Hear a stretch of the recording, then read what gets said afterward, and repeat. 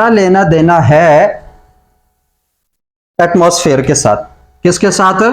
Atmosphere के साथ। अब एटमॉस्फेयर का मतलब क्या है? जैसे हम सांस लेते हैं तो हम सांस कहां से ले रहे हैं? एटमॉस्फेयर से तो आ रही है ना। हवा कहां से आ रही है? जो हमारे इर्द गिर्द फिजा है इसी से हवा आ रही है। तो इट्स मीन क्या जो एयर है, हम हमारे नाक के अंदर हमारे फेफड़ों में क्या चीज जा रही होती है? हवा जा रही होती है ना। एंड एयर क्या है? Air is the mixture of gases. Air is the mixture of gases. क्या है? Air is a mixture of gases. ये हमें ऑलरेडी पता है, बचपन से पढ़ते आ रहे हैं। तो लाजमी बात है, अगर ये मिक्सचर ऑफ गैसेस है तो इस पे तो Dalton law of partial pressure apply होगा कि एयर का टोटल जो प्रेशर है, जिसको हम कहते हैं कि एटमॉस्फेरिक प्रेशर बिल फर्ज, एटमॉस्फेरिक जो प्रेशर है वो बिल फर्ज हमारे पास 1 एटीएम है। क्या है हमारे पास? 1 एटीएम। 1 एटमॉस्फेरिक प्रेशर है तो ये 1 एटीएम तो टोटल प्रेशर है एयर का। ये 1 एटीएम तो टोटल प्रेशर है एयर का। लेकिन अगर हम उसमें से पार्शियल प्रेशर देखेंगे, पार्शियल प्रेशर क्या है कि मिक्सचर ऑफ गैसेस। एयर के अंदर कौन कौन सी गैसेस है ज्यादा प्रोमिनेंट? सबसे ज्यादा प्रोमिनेंट क्या है? नाइट्रोजन है। उसके बाद क्या है? ऑक्सीजन है। उसके बाद क्या है? CO2 है। इस बात की इसमें बड़े छोटे छोटे अमाउंट में हीलियम भी है, आर्गॉन भी है। इवन जो वाटर ड्रॉपलेट्स हैं, जो H2O है वेपर फॉर्म में, किस फॉर्म में? वेपर फॉर्म में, वो भी बहुत कम मिकदार में हमारे एयर में पड़ा होता है। जो कि वेपराइज्ड वाटर होता है वो भी तो एयर में ही होता है, तो वो भी प्रेशर बना रहा होता है। तो ये सारे जो है बेसिकली ये मिक्सचर है इन गैसेस का। जो एयर है वो इन गैसेस की मिक्सचर है। उसमें सबसे ज्यादा हमारे पास क्या है? नाइट्रोजन। 78% तकरीबन हमारे पास क्या होती है? नाइट्रोजन होती है एयर में। इसी तरह तकरीबन 20% जो है वो हमारे पास क्या होती है? वो हमारे पास ऑक्सीजन होती है एयर में। तो 78 और 20 ये हमारे पास कितना हुआ? 88, 98 तो हमारे पास नाइट्रोजन और ऑक्सीजन है। बाकी जो 2% है वो बाकी सारी गैसेस मिलके 2% हमारे पास इंक्लूड कर देती हैं। तो इस तरीके से 100% सारा हो जाता है। तो हमारे पास नाइट्रोजन बहुत ज्यादा है और ऑक्सीजन उसके बाद ज्यादा है। तो अगर ये हमारे पास गैसेस है और वो एयर को बना रही है तो लाजमी बात है नाइट्रोजन का भी पार्शियल प्रेशर होगा, ऑक्सीजन का भी पार्शियल प्रेशर होगा, कार्बन डाइऑक्साइड का भी पार्शियल प्रेशर होगा। ठीक है। तो अब यहां पे जो हम कहेंगे ना कि पार्शियल प्रेशर ऑक्सीजन का ज्यादा है या कम है, तो वो समझ जाओ क्योंकि एयर है, गैस है, तो उसका पार्शियल प्रेशर भी बनेगा। उसका क्या होगा? पार्शियल प्रेशर भी बनेगा। तो हमने देख लिया कि एयर जो है वो मिक्सचर ऑफ गैसेस है। कौन कौन सी है? नाइट्रोजन है, ऑक्सीजन है, कार्बन डाइऑक्साइड है।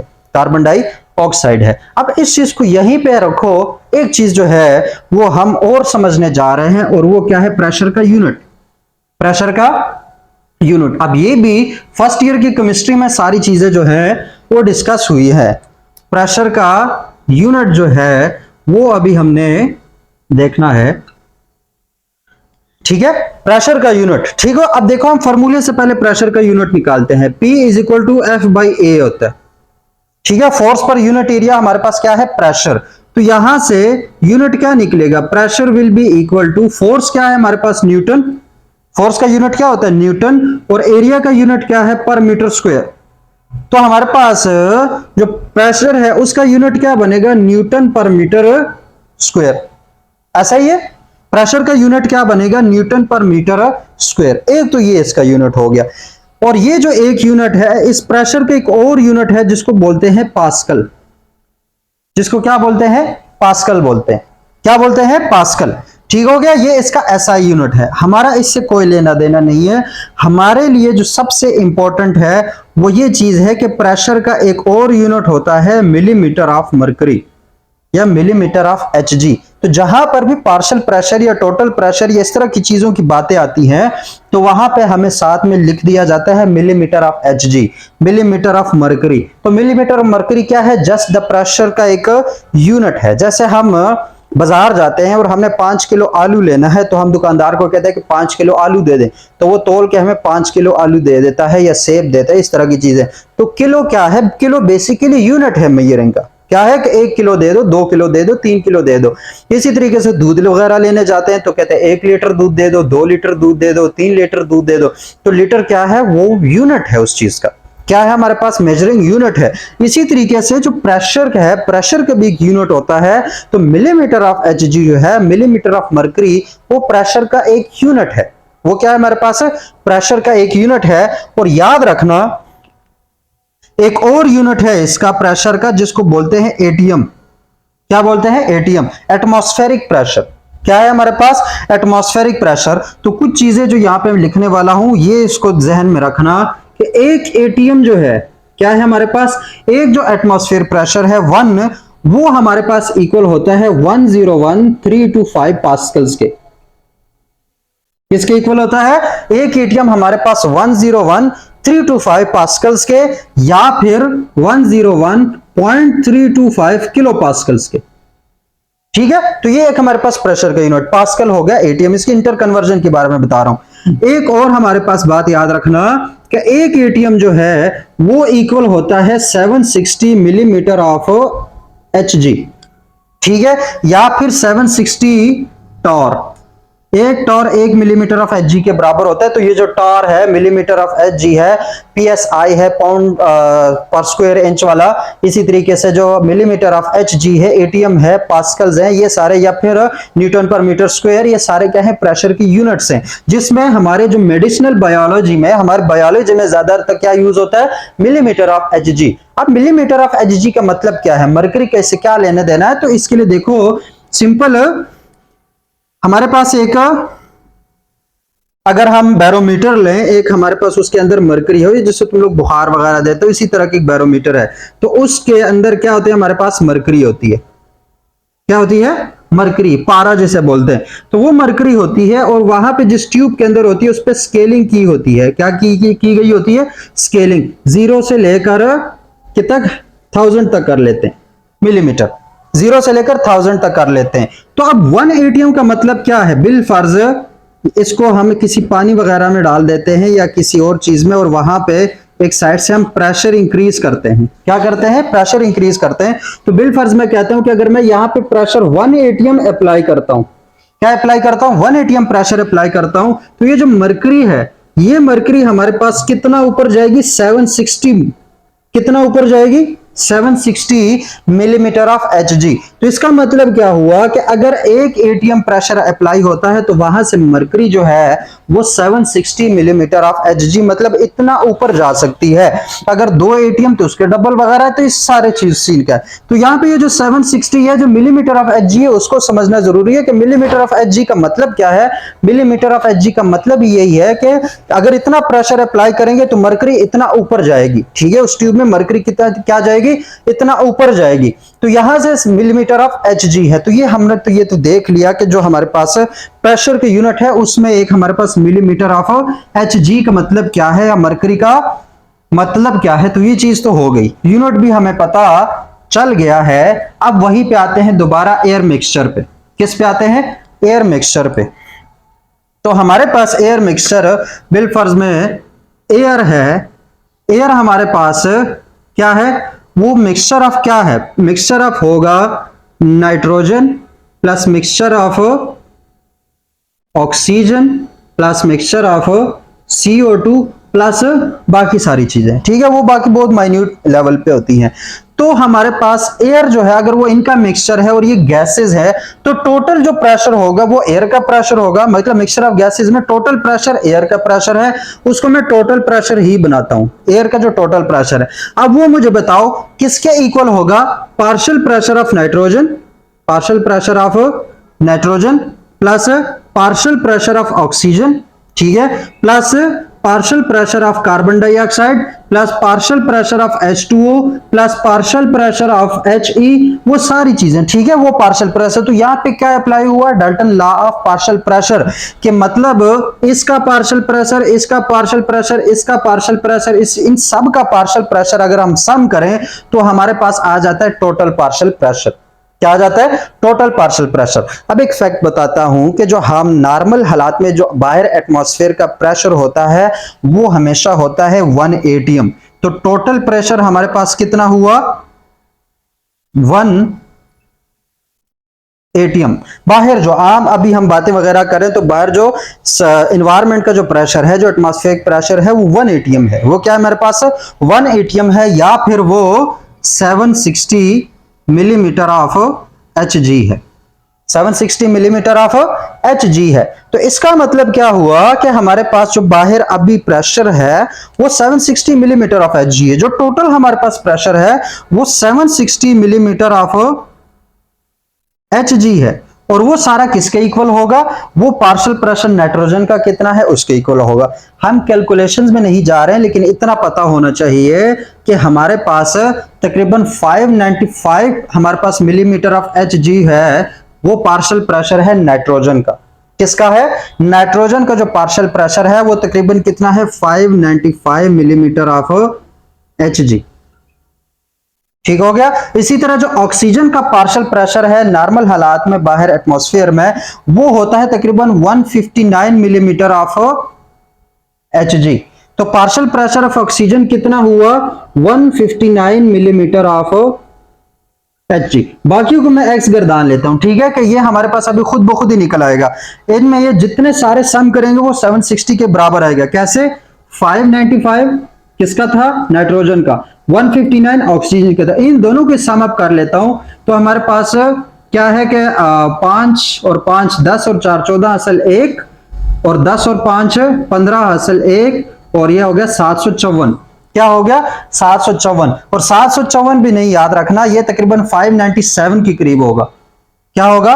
597 के करीब होगा। तो अगर इसको हम 597 बना दें तो ये हमारे पास 756, क्या 756। तो यहां पे 756 मिलीमीटर ऑफ Hg प्लस जो बाकी Px था, मतलब जो बाकी गैसेस से छोटे, वो तकरीबन 4 millimetre of Hg total pressure exert करती है। तो वो सारा किसके इक्वल हो जाएगा? 760 मिलीमीटर ऑफ Hg के। तो यहां पे मेन जो हमने पता चलाया कि पार्शियल प्रेशर क्या है कि अगर मिक्सचर ऑफ गैसेस हैं तो उसमें इंडिविजुअल जो गैस है वो कितना प्रेशर एग्जर्ट कर रहा है, that will be the partial pressure.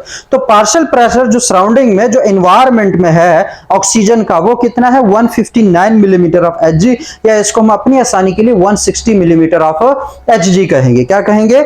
160 millimetre of Hg। तो तकरीबन 160 मिलीमीटर ऑफ Hg जो पार्शियल प्रेशर है वो किसका है?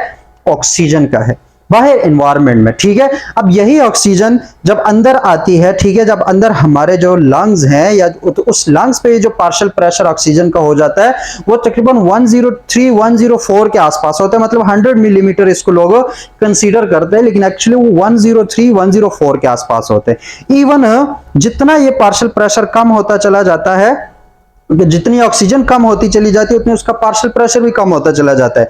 यहां तक जब टिश्यूज में जाते हैं तो टिश्यूज में हमारे पास जो ऑक्सीजन का पार्शियल प्रेशर है, क्योंकि वहां पे ऑक्सीजन कंज्यूम हो रही होती है, तो वहां पे उसका पार्शियल प्रेशर कोई 40 मिलीमीटर ऑफ Hg के बराबर हो जाता है। किसके हो जाता है? 40 मिलीमीटर ऑफ Hg के। तो ये हमारे पास जो पार्शियल प्रेशर का कॉन्सेप्ट है कि what is basically a partial pressure, कि हमारे पास पार्शियल प्रेशर क्या बला है। तो वो पार्शियल प्रेशर ऑक्सीजन के हवाले से वो हमारे पास यही बला थी कि 159 millimetre of Hg partial pressure of oxygen बन जाता है। इसी तरीके से 595 millimetre of Hg partial pressure of nitrogen बन जाता है। फिर एक और रूल जो है वो जहन में रखो, क्या एक और रूल जो है वो जहन में रखो कि गैसेस हमेशा ज्यादा पार्शियल प्रेशर से लोअर पार्शियल प्रेशर की तरफ मूव करती हैं। ठीक है, gases diffuse from higher partial pressure to lower partial pressure. ठीक है, इसी वजह से हमारा सारा रेस्पिरेशन इसी रूल की वजह से चल रहा है कि देखो बाहर ऑक्सीजन जो थी हवा में उसका partial pressure 159 millimetre of Hg था। ठीक है, जबकि जो हमारे लंग्स के अंदर पार्शियल प्रेशर ऑफ ऑक्सीजन है वो तकरीबन 100 मिलीमीटर ऑफ Hg है। क्या है? 100 मिलीमीटर ऑफ Hg। तो अब मुझे ये बताओ कि यहाँ पे पार्शियल प्रेशर ऑक्सीजन का बाहर ज्यादा है, लंग्स के अंदर कम है, तो क्या होगा कि जो हमारे पास बाहर से ऑक्सीजन है वो नोज के थ्रू लंग्स की तरफ चली जाएगी, क्योंकि यहाँ पे हायर पार्शियल प्रेशर है, वहां पे लोअर पार्शियल प्रेशर है। ठीक हो गया, क्या हो गया? Lower partial pressure. तो इस तरीके से डिफ्यूजन ऑफ गैसेस या गैसियस एक्सचेंज जो है वो सारा फिनोमेना भी यहाँ पे आ जाता है। इसी तरीके से हमारे पास पार्शियल प्रेशर बनेगा कार्बन डाइऑक्साइड का, क्योंकि टिश्यूज में कार्बन डाइऑक्साइड ज्यादा होते हैं तो वहां पे पार्शियल प्रेशर उसका ज्यादा होगा। और क्या है कि अब लंग्स में ऑक्सीजन का पार्शियल प्रेशर जो है वो ज्यादा होगा। वो क्या होगा? ज्यादा होगा। जब वो क्या है, लंग्स में ऑक्सीजन का पार्शियल प्रेशर किस हवाले से ज्यादा होगा? टिश्यूज के हवाले से, कि टिश्यूज में 40 है, लंग्स में 100 है। अगर बाहर के हवाले से देखें तो बाहर फिर 159 है, तो बहुत ज्यादा है। और इसी तरह के जो CO2 है वो बाहर बहुत कम होता है। बाहर क्या होता है? वो बहुत कम होता है, जबकि लंग्स के अंदर वही पार्शियल प्रेशर कोई 40 के करीब पहुंच जाता है। कार्बन डाइऑक्साइड का वो बाद की बात है, ठीक है, उनको अभी जहन में रखने की कोई जरूरत नहीं है। तो यहां पे जो हमने बात स्टार्ट की थी कि जो हीमोग्लोबिन है, वो हीमोग्लोबिन ऑक्सीजन को कुछ ज्यादा पसंद नहीं करता। तो पहला मॉलिक्यूल उसके लिए लेना बहुत मुश्किल होता है, दूसरा उसके मुकाबले में आसान होता है, तीसरा उसके मुकाबले में आसान होता है, चौथा बहुत आसान होता है उसको गेन करना। लेकिन हीमोग्लोबिन ऑक्सीजन को कब अपने पास साथ मिलाती है? जब ऑक्सीजन का पार्शियल प्रेशर ज्यादा हो, मतलब ऑक्सीजन के मॉलिक्यूल्स कहीं पर ज्यादा होंगे तो उसका पार्शियल प्रेशर भी ऑटोमेटिकली ज्यादा होगा। तो ऑक्सीजन का पार्शियल प्रेशर ज्यादा हो तो वहां पे हीमोग्लोबिन ऑक्सीजन को अपने साथ मिला लेती है। क्या कर लेती है? ऑक्सीजन को अपने साथ मिला लेती है। फिर जहां पर पार्शियल प्रेशर ऑक्सीजन का कम हो, खासतौर पर टिश्यूज के मामले में, तो टिश्यूज के मामले में पार्शियल प्रेशर ऑक्सीजन का कम होता है, तो वहां पे हीमोग्लोबिन ऑक्सीजन को अपने से रिलीज कर देती है। अपने से क्या कर देती है? रिलीज। मतलब क्या है? बिलफर्ज यहीं पे हम देखते हैं कि एक तरफ हमारे पास ये है लंग्स, क्या है हमारे पास? ये है लंग्स, और यहां पर है हमारे पास टिश्यू। ये क्या है हमारे पास? टिश्यू। हीमोग्लोबिन जो है वो यहां से जाता है और यहां तक आता है। अब हीमोग्लोबिन में चूंकि ऑक्सीजन का पार्शियल प्रेशर कितना है? 100 millimetre of Hg, partial pressure ज्यादा है, तो हीमोग्लोबिन क्या करेगा? हीमोग्लोबिन ऑक्सीजन को अपने साथ मिला लेगा, ठीक है। HbO2 एक ही मैं बात कर रहा हूं, वैसे तो HbO2 4 होता है हमारे पास, या Hb4O2 होता है, लेकिन HbO2 बिलफर्ज उसका अपने साथ मिला लिया। फिर ये जाएगा, तो जैसे जैसे टिश्यूज की तरफ जाता है ऑक्सीजन का पार्शियल प्रेशर कम होना शुरू हो जाता है। क्या होना शुरू हो जाता है?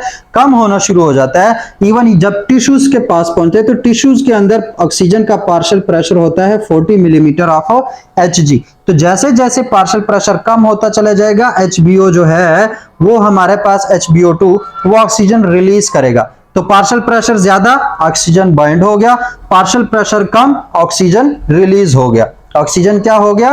रिलीज हो गया। और इस तरीके से जो ऑक्सीजन है वो होती है ट्रांसपोर्ट। वो क्या होती है? Transport on the basis of partial pressure. Partial pressure अगर ज्यादा है तो हीमोग्लोबिन के साथ ऑक्सीजन बाइंड कर जाएगी। फिर अगर पार्शियल प्रेशर कम हो जाए तो हीमोग्लोबिन से ऑक्सीजन रिलीज हो जाएगी, ठीक है। अब उसके बाद उस ऑक्सीजन के साथ क्या होता है वो हम मायोग्लोबिन में ऑलरेडी डिस्कस कर चुके हैं, तो इसको हम कहेंगे ट्रांसपोर्ट ऑफ ऑक्सीजन। यहां पे एक बहुत ही इंपॉर्टेंट फिनोमेना जो यहां पे उठता है और उसको समझना बहुत ज्यादा लाजमी है। वो क्या है हमारे पास? वो है हमारे पास